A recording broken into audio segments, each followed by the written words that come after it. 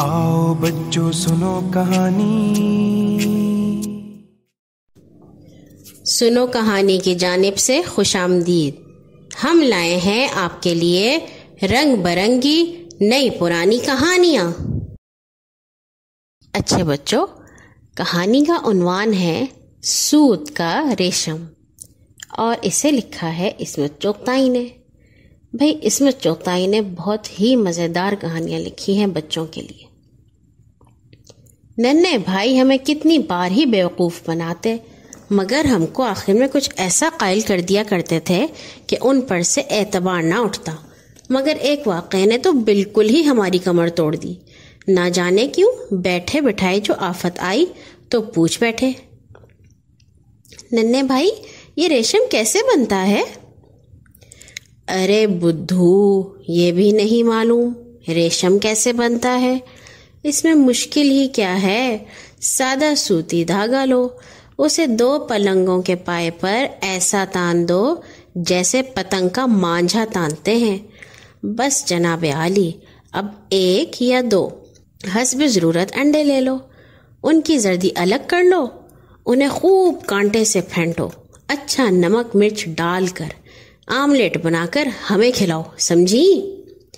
हाँ, मगर रेशम? चह बेवकूफ, अब सुनो तो आगे। बाकी बची सफेदी, उसे लेकर इतना फेंटो कि वो फूलकर कुप्पा हो जाए।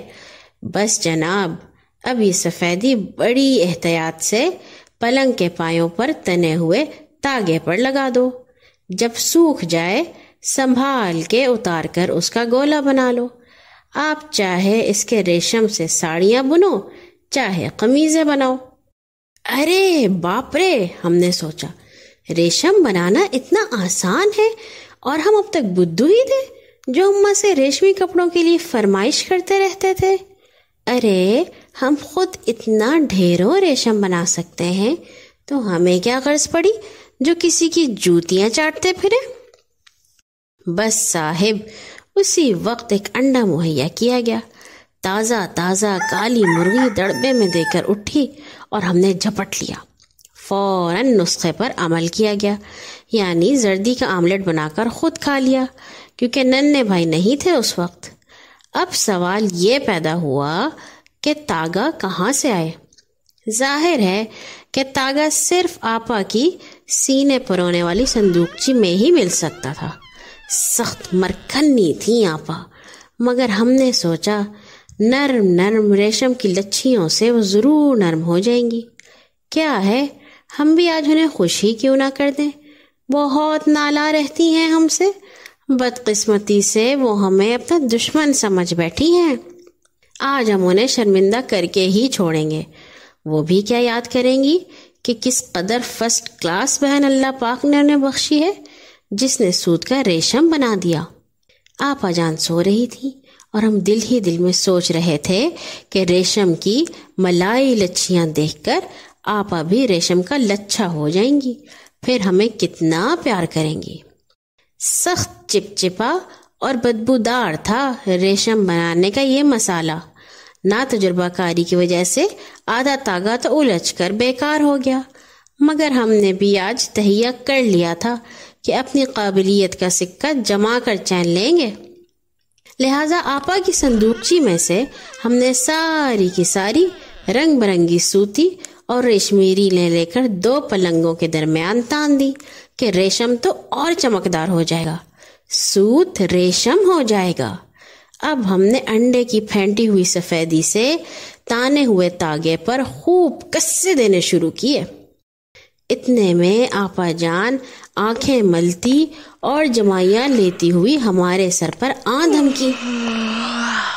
थोड़ी देर तक तो वो भौचक्की सी खड़ी ये सारा तमाशा देखती रही, फिर बोली, ये क्या कर रही है?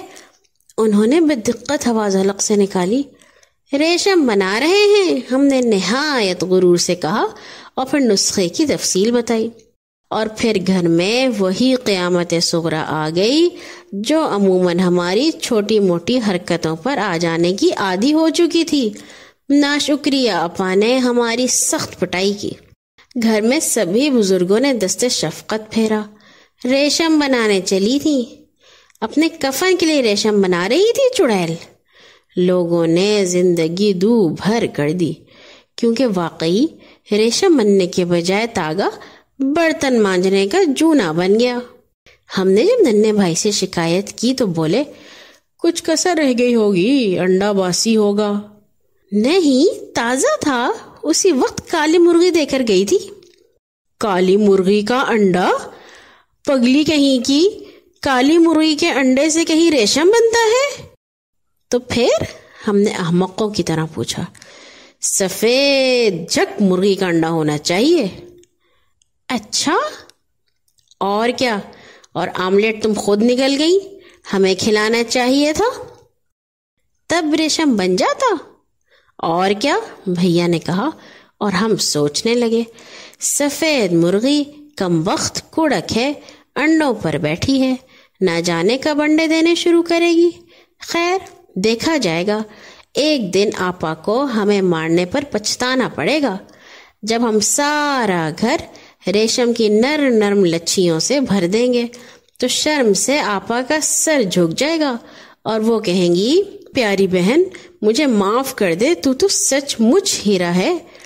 تو بچوں، اگر تم بھی ریشم بنانا چاہتے ہو تو نسخہ یاد رکھو، انڈا سفید مرغی کا ہو۔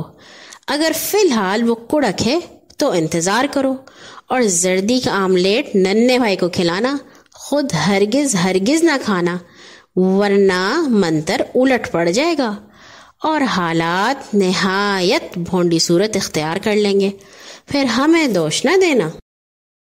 آؤ بچوں سنو کہانی، نہ کوئی راجا نہ کوئی رانی،